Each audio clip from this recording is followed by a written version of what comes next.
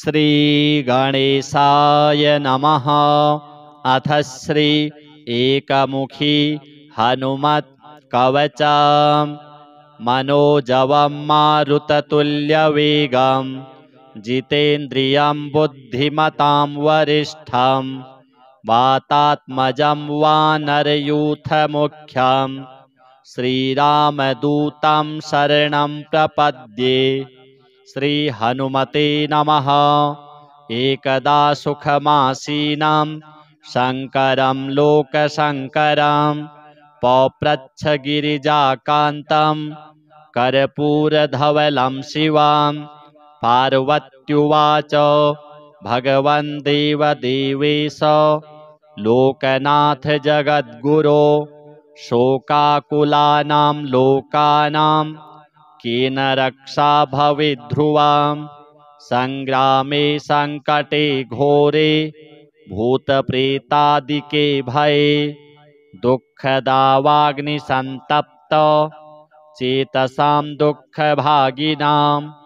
ईश्वर उवाच शृणु देवि प्रवक्ष्यामि लोकानां हितकाम्यया विभीषणाय रामेण प्रेम्णा दत्तं च यत्पुरा कवचं कपिनाथस्य वायुपुत्रस्य धीमतः गुह्यं ते सम्प्रवक्ष्यामि विशेषात् शृणु सुन्दरी।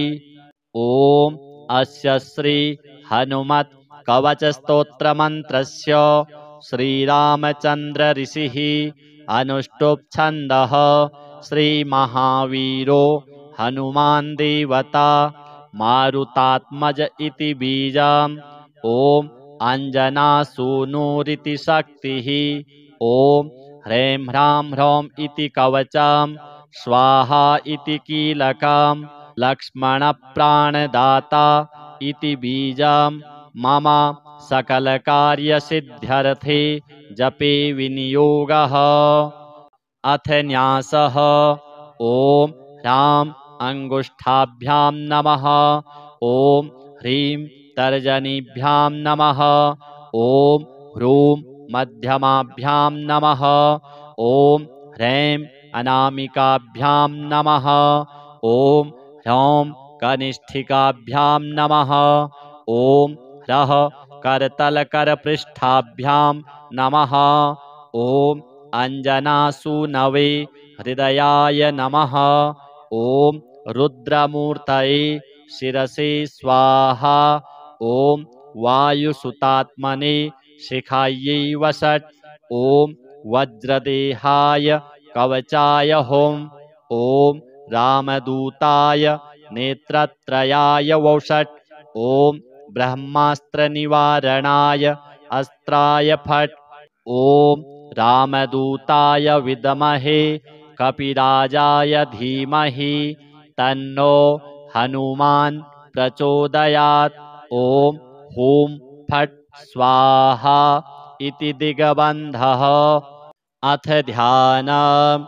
ॐ ध्यायेद्बालदिवाकरधृतिनिभां देवारिदर्पापहं देवेन्द्रप्रमुखप्रशस्तयशसं देदीप्यमानं रुचा सुग्रीवादिसमस्तवानरयुतं सुव्यक्ततत्त्वप्रियं संरक्तारुणलोचनं पवनजं पीताम्बरालङ्कृताम् उद्यन्मार्तण्डकोटिप्रकटरुचियुतं चारुवीरासनस्थं मौञ्जीयज्ञोपवीतारुणरुचिर शिखाशोभितं कुण्डलाङ्गं भक्तानामिष्टदं तं प्रणतमुनिजनं वेदनादप्रमोदं ध्यायेद्देवं विधेयं प्लवगकुलपतिं गोष्पदीभूतवार्धिं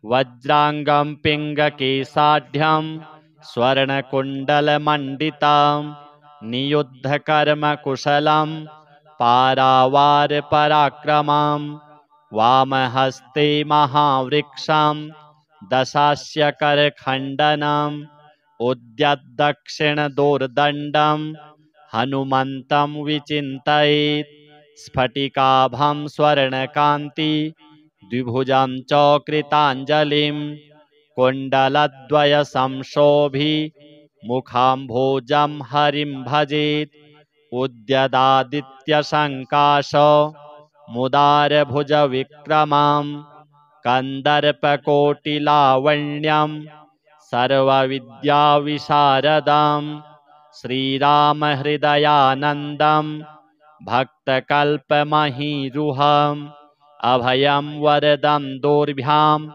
कलये मारुतात्मजम् अपराजितनमस्तेस्तु नमस्ते रामपूजित प्रस्थानं च करिष्यामि सिद्धिर्भवतु मे सदा यो वारां निधिमप्लपल्लवमिवो लङ्घ्यं प्रतापान्वितो वैदेही घनशोकतापहरणो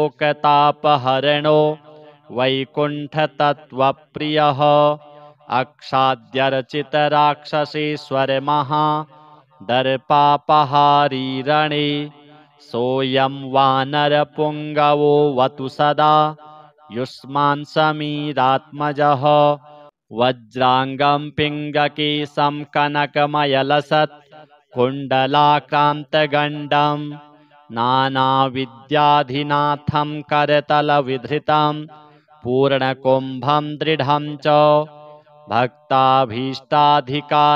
विदधति च सदा सर्वदा सुप्रसन्नं त्रैलोक्यत्राणकारं सकलभुवनगं रामदूतं नमामि उद्यल्लाङ्गूलकेशप्रलयजलधरं भीममूर्तिं कपीन्द्रं वन्दे रामाङ्घ्रिपद्मभ्रमरपरिवृतं तत्त्वसारं प्रसन्नं वज्राङ्गं वज्ररूपं कनकमयलसत् कुण्डलाक्रान्तगण्डं दम्भोलिस्तम्भसारप्रहरणविकटं भूतरक्षोधिनाथं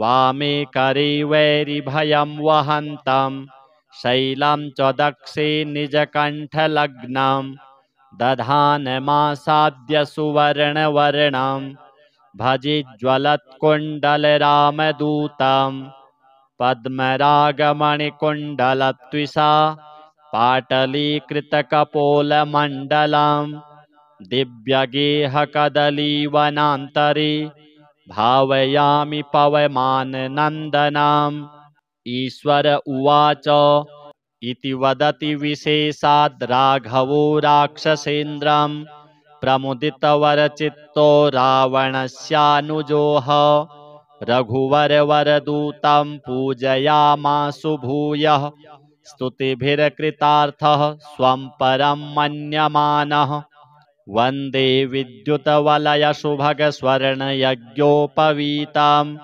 कर्णद्वन्द्वे कनकरुचिरे कुण्डले धारयन्तम् उच्चैर्हृष्यद्युमणिकिरणश्रेणिसम्भाविताङ्गं सत्कौपीनं कपिवरवृतं कामरूपं कपीन्द्रं मनोजवं मारुततुल्यवेगं जितेन्द्रियं बुद्धिमतां वरिष्ठं वातात्मजं वानरयूथमुख्यं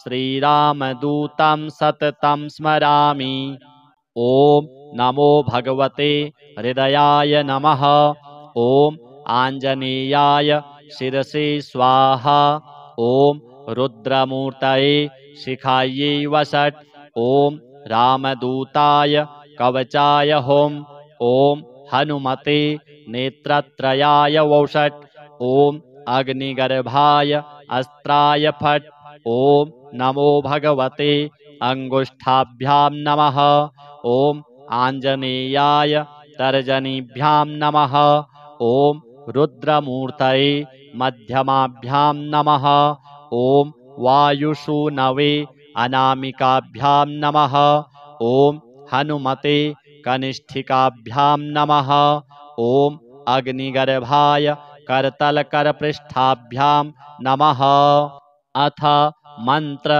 उच्यते ॐ ऐं ह्रीं श्रीं ह्रां ह्रीं ह्रूं ह्रैं ह्रौं ह्रः ॐ ह्रीं ह्रौं ॐ नमो भगवते महाबलपराक्रमाय भूतप्रेतपिशाच शाकिनी डाकिनी यक्षिणी पूतना मारी महामारी भैरव यक्ष वेताल राक्षस ग्रह राक्षसादिकं क्षणेन हन हन भञ्जय भञ्जय मारय मारय शिक्षय शिक्षय महामाहेश्वर रुद्रावतार ॐ फट् स्वाहा ॐ नमो भगवते हनुमदाख्याय रुद्राय सर्वदुष्टजन मुखस्तम्भनं कुरु कुरु ह्रां ह्रीं ह्रूं ठं ठं ठं फट् स्वाहा ॐ नमो भगवते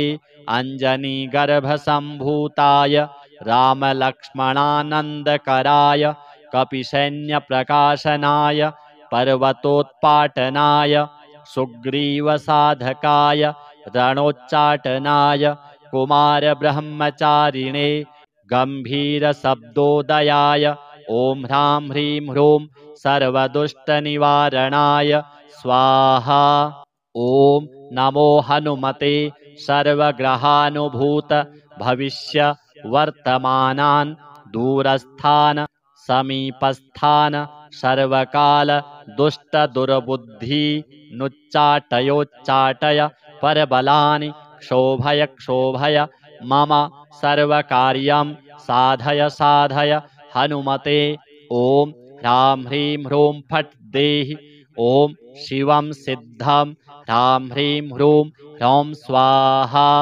ॐ नमो हनुमते परकृतान् तन्त्रमन्त्र पराहंकार भूतप्रेतपिशाच परदृष्टि सर्वविघ्न दुर्जनचेटकविधान सर्वग्रहान् निवारय निवारय वध वध पच पच दल दल किल किल सर्वकुयन्त्राणि दुष्टवाचं फट् स्वाहा ॐ नमो हनुमते पाहि पाहि एहि एहि एहि सर्वग्रहभूतानां शाकिनी डाकिनीनां विषं दुष्टानां सर्वविषयान् आकर्षय आकर्षय मर्दय मर्दय भेदय भेदय मृत्युमुत्पाटयोत्पाटय शोषय शोषय ज्वल ज्वल प्रज्वल प्रज्वल भूतमण्डलं प्रेतमण्डलं पिशाचमण्डलं निराशय निराशय भूतज्वर प्रेतज्वर चातुर्थिकज्वर विषमज्वर माहेश्वरज्वरान् छिन्धि छिन्धि भिन्धि भिन्धि अक्षिशूल वक्षःशूल शरोभ्यन्तरशूल गुल्मशूल पित्तशूल ब्रह्मराक्षसकुल परकुल नागकुल विषं नाशय नाशय निर्विषं कुरु कुरु फट् स्वाहा ॐ ह्रीं सर्वदुष्टग्रहान् निवारय फट् स्वाहा ॐ नमो हनुमते पवनपुत्राय वैश्वानरमुखाय हन हन पापदृष्टिं षड्ढदृष्टिं हन हन हनुमदाज्ञया स्फुर स्फुर फट् स्वाहा श्रीराम उवाच हनुमान् पूर्वतः पातु दक्षिणे पवनात्मजः प्रतीच्यां पातु रक्षोघ्न उत्तरस्यामब्धिपारगः उदीच्यामूर्ध्वगः पातु केसरी प्रियनन्दनः अधश्च विष्णुभक्तस्तु पातु मध्ये च पावनिः अवान्तरदिशः पातु सीताशोकविनाशनः लङ्काविदाहकः पातु सर्वापद्भ्यो निरन्तरं सुग्रीवसचिवः पातु मस्तकं वायुनन्दनः भालं पातु महावीरो भ्रुवोर्मध्ये निरन्तरं नेत्रे छायापहारी च पातु नः प्लवगेश्वरः कपोलकर्णमूले तु पातु श्रीरामकिङ्करः नासाग्रे अञ्जनासूनुर्वक्त्रं पातु हरीश्वरः वाचं रुद्रप्रियः पातु जिह्वां पिङ्गललोचनः पातु दन्तान् फाल्गुनेष्टश्चिबुकं दैत्यप्राणहृत् पातु कण्ठं च दैत्यारिः स्कन्धौ पातु सुरार्चितः भुजौ पातु महातेजः करौ तु चरणायुधः नखान्नखायुधः पातु कुक्षिं पातु कपीश्वरः वक्षो मुद्रापहारी च पातु पार्श्वे भुजायुधः लङ्काविभञ्जनः पातु पृष्ठदेशे निरन्तरं नाभिं च रामदूतस्तु कटिं पात्वनिलात्मजः गुह्यं पातु महाप्राज्ञः सृक्किणी च शिवप्रियः ऊरू च जानुनी पातु लङ्काप्रासादभञ्जनः जङ्घे पातु महाबाहुर्गुल्फौ पातु महाबलः अचलोद्धारकः पातु पादौ भास्करसन्निभः पादान्ते सर्वसत्त्वाढ्यः पातु पादाङ्गुलिस्तथा सर्वाङ्गानि महावीरः पातु रोमाणि चात्मवान् हनुमत्कवचं यस्तु पठेद् विद्वान् विचक्षणः स एव पुरुषश्रेष्ठो भक्तिं मुक्तिं च विन्दति त्रिकालमेककालं वा पठेन्मासत्रयं सदा सर्वान् रिपून् क्षणे जित्वा स पुमान् श्रियमाप्नुयात् मध्यरात्रे जले स्थित्वा सप्तवारं पठेद्यदि क्षयापस्मारकुष्ठादि तापत्रयनिवारणम् आर्किवारे स्वत्थमूले स्थित्वा पठति यः पुमान् अचलां श्रियमाप्नोति संग्रामे विजयी भवेत् यः करे धारयेन्नित्यं स पुमान् श्रियमाप्नुयात् विवाहे दिव्यकाले च द्यूते राजकुले रणे भूतप्रेतमहादुर्गे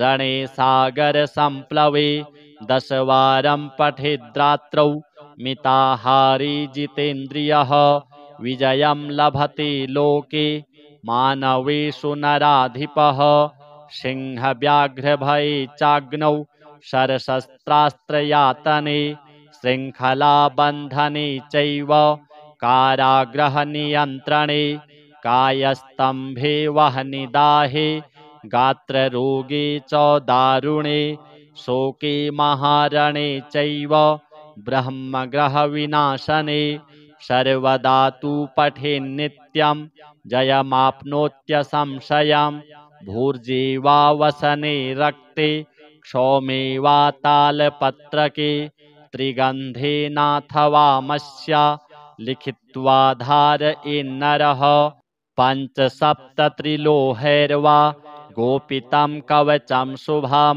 गले कट्यां बाहुमूले वा कण्ठे शिरसि धारितं सर्वान् कामान् वाप्नोति सत्यं श्रीरामभाषितम् उल्लङ्घ्य सिन्धोः सलिलं सलीलं यः शोकवह्निं जनकात्मजायाः आदायति नैव ददाह लङ्कां नमामि तं प्राञ्जलिराञ्जनेयम् ॐ हनुमान् अञ्जनासूनुर्वायुपुत्रो महाबलः श्रीरामेष्टः फाल्गुनसखः पिङ्गाक्षोमितविक्रमः उदधिक्रमणश्चैव सीताशोकविनाशनः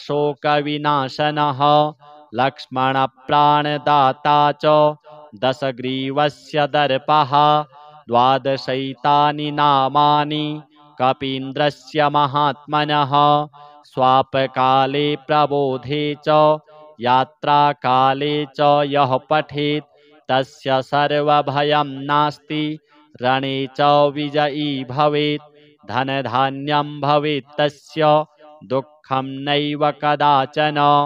जय जय श्री ब्रह्मांड पुराणांतर्गते नारद अगस्त्य संवादे श्रीरामचंद्र कथित पंचमुखे एकमुखी हनुमत् कवचम्। एकमुखी हनुमद्देवाय नमः। अथ श्री पंचमुखी हनुमत् कवचम्। ॐ श्री पंचवदनायाञ्जनेयाय नमः। ॐ अस्य श्री पंचमुख हनुमन् मन्त्रस्य ब्रह्मा ऋषिः गायत्री छन्दः पंचमुख विराट् हनुमान् देवता ह्रीं बीजं श्रीं शक्तिः क्रौं कीलकां क्रूं कवचां क्రైं अस्त्राय फट् इति दिग्बन्धः।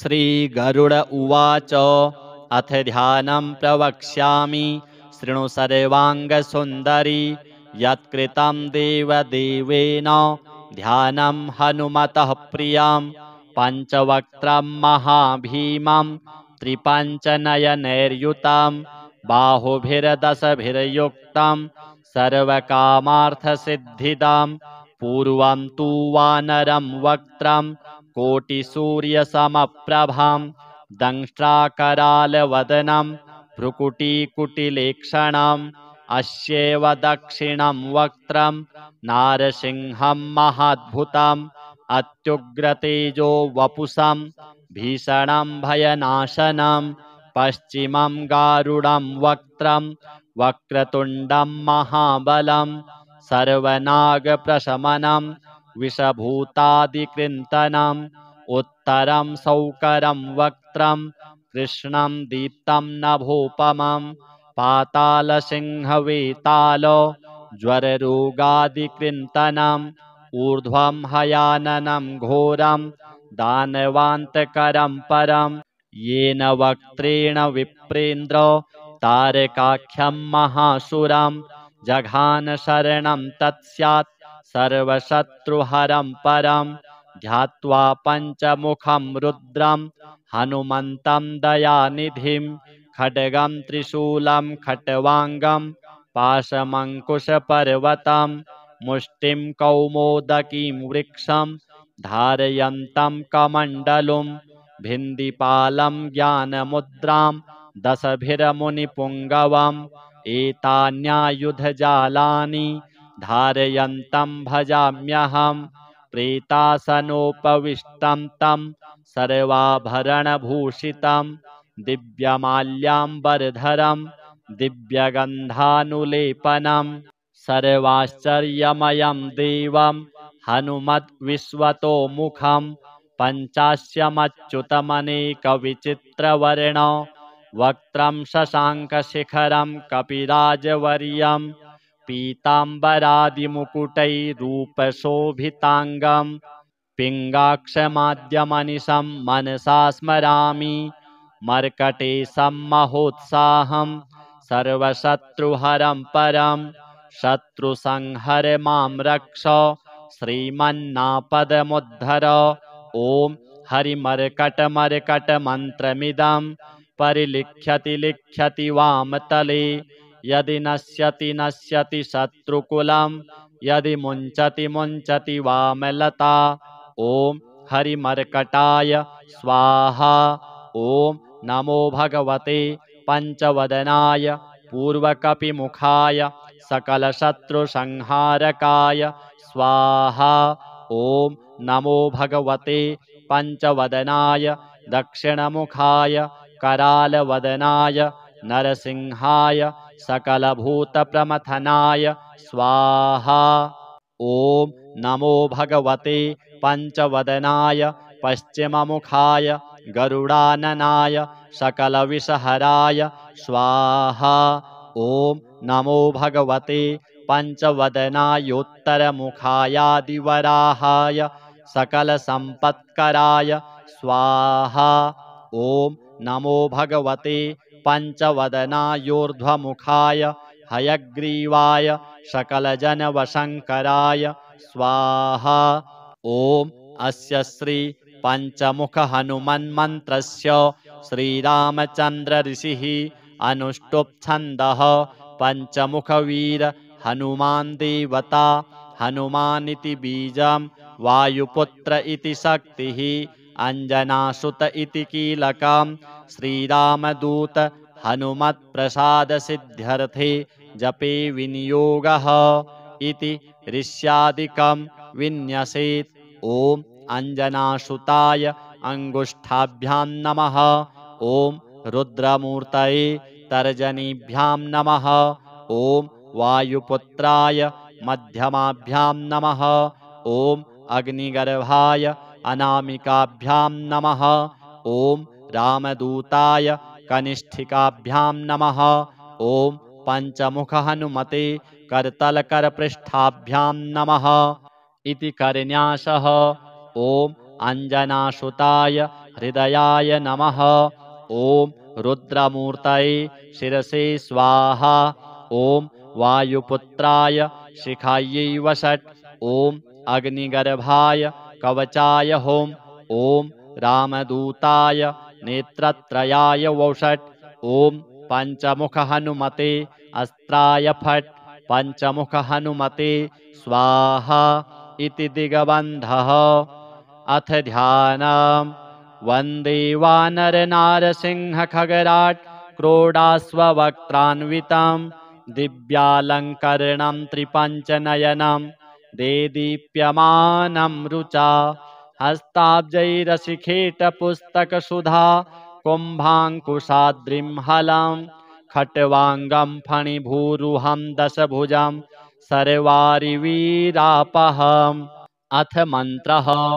ओम श्रीरामदूताय आञ्जनेयाय वायुपुत्राय महाबलपराक्रमाय सीतादुःखनिवारणाय लङ्कादहनकारणाय महाबलप्रचण्डाय फाल्गुनसखाय कोलाहलसकल ब्रह्माण्डविश्वरूपाय सप्तसमुद्रनिर्लङ्घनाय पिङ्गलनयनायामित विक्रमाय सूर्यबिम्बफलसेवनाय दुष्टनिवारणाय दृष्टिनिरालङ्कृताय सञ्जीविनी सञ्जीविताङ्गदलक्ष्मण महाकपि सैन्यप्राणदाय दशकण्ठविध्वंसनाय रामेष्टाय महाफाल्गुनसखाय सीतासहित रामवरप्रदाय षट्प्रयोगागम पंचमुखवीर हनुमन् मंत्रजपे विनियोगः। ओम हरिमर्कटमर्कटाय बम बम बम बम बम वौषट् स्वाहा। ओम हरिमर्कटमर्कटाय फम फम फम फम फम फट् स्वाहा। ओम हरिमर्कटमर्कटाय खेम खेम खेम खेम खेम मारणाय स्वाहा। ओम हरिमर्कटमर्कटाय लुम लुम लुम लुम लुम आकर्षित सकल संपत्कराय स्वाहा। ओम हरिमर्कटमर्कटाय धम धम धम धम धम शत्रुस्तंभनाय स्वाहा। ओम टम टम टम टम टम कूर्ममूर्तये पंचमुखवीर हनुमते परयंत्र परतंत्रोच्चाटनाय स्वाहा। ओम कम खम गम घम अङम चम छम जम झम यम टम ठम डम ढम अणम तम थम दम धम नम पम फम बम भम मम यम रम लम वम शम शम सम हम लं क्षम स्वाहा इति दिगबन्धः।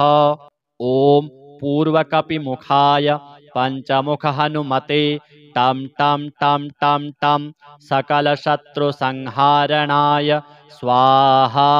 ओम दक्षिणमुखाय पंचमुख हनुमते करालवदनाय नरसिंहाय ओम ह्रां ह्रीं ह्रूं ह्रैं ह्रौं ह्रः सकलभूतप्रेतदमनाय स्वाहा। ओम पश्चिममुखाय गरुडाननाय पंचमुख हनुमते मम मम मम मम मम सकलविषहराय स्वाहा।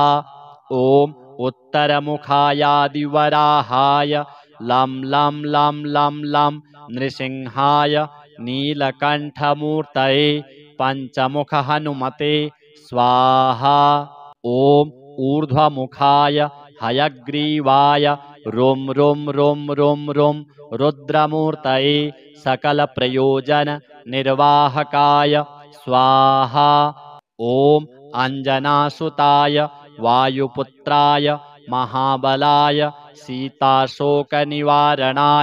श्रीरामचन्द्र कृपापादुकाय महावीर्य प्रमथनाय ब्रह्माण्डनाथाय कामदाय पंचमुख वीर हनुमते स्वाहा।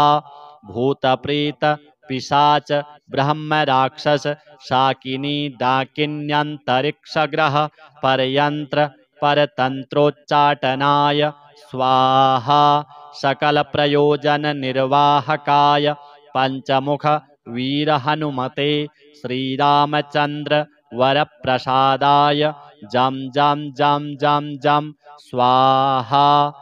इदं कवचं पठित्वा तु महाकवचं पठेन्नरः एकवारं जपेत् स्तोत्रं सर्वशत्रुनिवारणं द्विवारं तु पठेन्नित्यं पुत्रपौत्रप्रवर्धनं त्रिवारं च पठेन्नित्यं सर्वसम्पत्करं शुभं चतुर्वारं पठेन्नित्यं सर्वरोगनिवारणं पंचवारं पठेन्नित्यं सर्वलोकवशङ्करं षड्वारं च पठेन्नित्यं सर्वदेववशङ्करं सप्तवारं पठेन्नित्यं सर्वसौभाग्यदायकम् अष्टवारं पठेन्नित्यम् इष्टकामार्थसिद्धिदं नववारं पठेन्नित्यं राजभोगमवाप्नुयात् दशवारं पठेन्नित्यं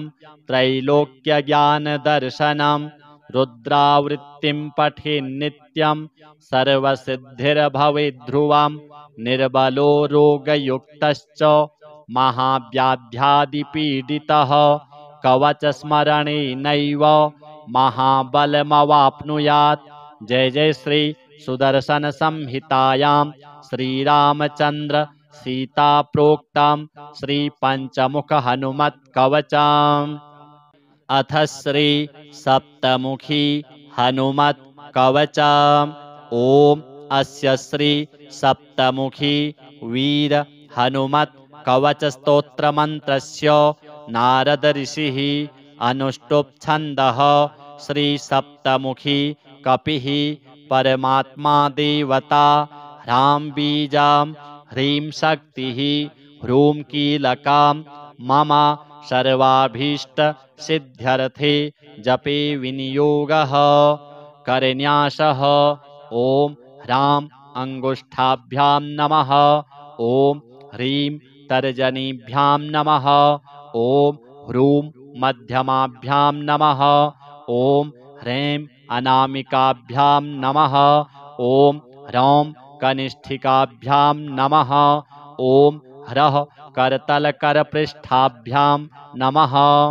अंगन्यासः ओम ह्रां हृदयाय नमः।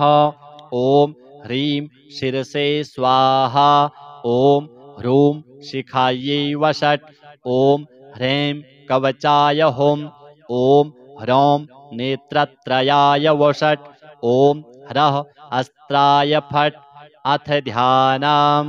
वन्दे वानरसिंह सर्परिपुवराह अश्वगोमानुषैर्युक्तं सप्तमुखैकरैर्द्रुमगिरिं चक्रं गदां खेटकं खट्वाङ्गं हलमङ्कुशं फणिसुधा कुम्भौ शराब्जाभयान् शूलं सप्तशिखं दधानममरैः सेव्यं कपिं कामदं। ब्रह्मोवाच सप्तशीर्षणः प्रवक्ष्यामि कवचं सर्वसिद्धिदं जप्त्वा हनुमतो नित्यं सर्वपापैः प्रमुच्यते।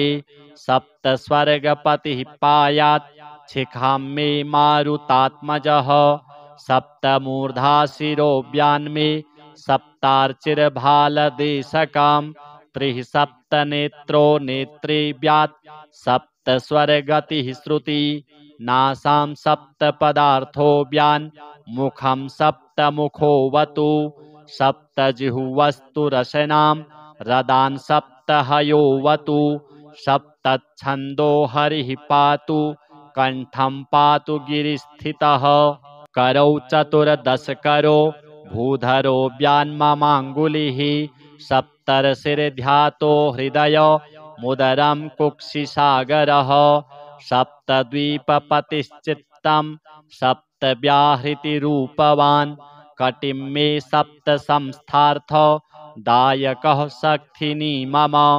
सप्तग्रहस्वरूपी मे जानुनी जङ्घयोस्तथा सप्तधान्यप्रियः पादौ सप्तपातालधारकः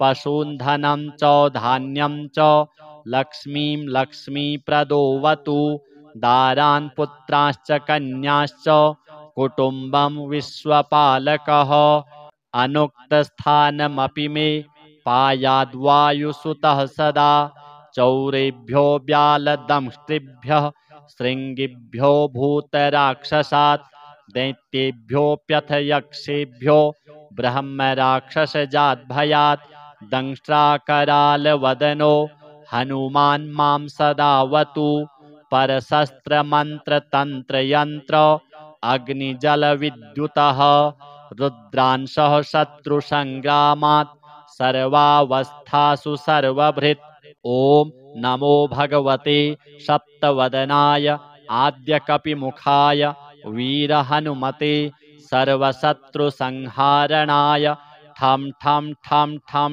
ठं ठं ठं ॐ नमः स्वाहा ॐ नमो भगवते सप्तवदनाय द्वितीयनारसिंहास्याय अत्युग्रतेजो वपुषे भीषणाय भयनाशनाय हम हम हम हम हम हम हम ॐ नमः स्वाहा ॐ नमो भगवते सप्तवदनाय तृतीय गरुडवक्त्राय वज्रदंष्ट्राय महाबलाय सर्वरोगविनाशाय मम मम मम मम मम मम मम ॐ नमः स्वाहा ॐ नमो भगवते सप्तवदनाय चतुर्थक्रोडतुण्डाय सौमित्रिरक्षकाय पुत्राद्यभिवृद्धिकराय लं लं लं लं लं लं लं ॐ नमः स्वाहा ॐ नमो भगवते सप्तवदनाय पञ्चमाश्ववदनाय रुद्रमूर्तये सर्ववशीकराय सर्वनिगमस्वरूपाय रों रों रों रों रों रों रों ॐ नमः स्वाहा ॐ नमो भगवते सप्तवदनाय षष्ठगोमुखाय सूर्यस्वरूपाय सर्वरोगहराय मुक्तिदात्रे ॐ ॐ ॐ ॐ ॐ ॐ ॐ ॐ नमः स्वाहा ॐ नमो भगवते सप्तवदनाय सप्तममानुषमुखाय रुद्रावताराय अञ्जनासुताय सकलदिग्यशो विस्तारकाय वज्रदेहाय सुग्रीवसाह्यकराय उदधिलङ्घनाय सीताशुद्धिकराय लङ्कादहनाय अनेकराक्षसान्तकराय रामानन्ददायकाय अनेकपर्वतोत्पाटकाय सेतुबन्धकाय कपिसैन्यनायकाय रावणान्तकाय ब्रह्मचर्याश्रमिणे कौपीनब्रह्मसूत्रधारकाय रामहृदयाय सर्वदुष्टग्रहनिवारणाय शाकिनी डाकिनी वेताल ब्रह्मराक्षस भैरवग्रह यक्षग्रह पिशाचग्रह ब्रह्मग्रह क्षत्रियग्रह वैश्यग्रह शूद्रग्रहान्त्यज ग्रह म्लेच्छग्रह सर्पग्रहोच्चाटकाय मम सर्व कार्यसाधकाय सर्वशत्रुसंहारकाय सिंहव्याघ्रादि दुष्टसत्त्वाकर्षकायै काहिकादिवि विधज्वरच्छेदकाय परयन्त्रमन्त्रतन्त्रनाशकाय सर्वव्याधिनिकृन्तकाय सर्पादि सर्वस्थावर जंगम विषस्तंभनकराय सर्वराजभय चोरभयाग्निभय प्रशमनाय आध्यात्मिक आधिदैविक आधिभौतिक तापत्रय निवारणाय सर्वविद्या सर्वसंपत् सर्वपुरुषार्थ दायकाय असाध्यकार्य साधकाय सर्ववरप्रदाय सर्वाभीष्टकराय ॐ ह्रां ह्रीं ह्रूं ह्रैं ह्रौं ह्रः ॐ नमः स्वाहा। य इदं कवचं नित्यं सप्तास्यस्य हनुमतः त्रिसन्ध्यं जपति नित्यं सर्वशत्रुविनाशनं पुत्रपौत्रप्रदं सर्वं सम्पद्राज्यप्रदं परं सर्वरोगहरं चायुः कीर्तिदं पुण्यवर्धनं राजानं सौवशं नीत्वा त्रैलोक्यविजयी भवेत्। इदं हि परमं गोप्यं देयं भक्तियुताय च न देयं भक्तिहीनाय दत्त्वा स निरयं व्रजेत्। नामानि सर्वाण्यपवर्गदानि रूपाणि विश्वानि च यस्य सन्ति कर्माणि देवैरपि दुर्घटानि तं मारुतिं सप्तमुखं प्रपद्ये। जय जय श्री अथर्वण रहस्ये सप्तमुखी हनुमत् कवचम्। श्री एकमुखी पंचमुखी सप्तमुखी हनुमत् देवार्पणमस्तु।